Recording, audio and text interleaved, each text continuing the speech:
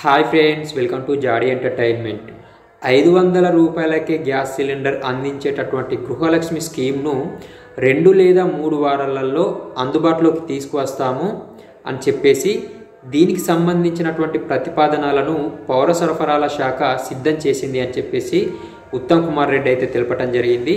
అయితే ఈ స్కీమ్ను 2 పద్ధతులలో అర్హులను గుర్తిస్తామని చెప్పేసి తెలపడం జరుగుతుంది. మొదటిది ఏంటిది అంటే రేషన్ కార్డు ఉన్నవాళ్ళు లేని వాళ్ళు అని చెప్పేసి మొదటి పద్ధతి. తర్వాత రెండోది వచ్చేసి ఓన్లీ రేషన్ కార్డు ఉన్నవాళ్ళే.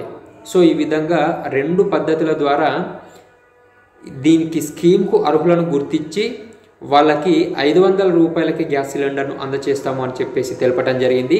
సో దీనికి సంబంధించినటువంటి పూర్తి విధి విధానాలను త్వరలోనే ప్రకటిస్తాము. 2 నుంచి 3 వారాలలో స్కీమ్ను అందుబాటులోకి తెస్తాము అని చెప్పేసి అయితే తెలపడం జరిగింది. సో ఫ్రెండ్స్, ఈ వీడియో మీకు పూర్తిగా అర్థమైందని నేను ఎక్స్పెక్ట్ చేస్తున్నాను. ఈ వీడియో కనుక మీకు నచ్చినట్లయితే ఒక లైక్ చేయండి. మన ఛానల్ని ఫస్ట్ టైం చూస్తున్న వాళ్ళు ఎవరైనా ఉన్నట్లయితే మన ఛానల్ని సబ్స్క్రైబ్ చేసుకోండి.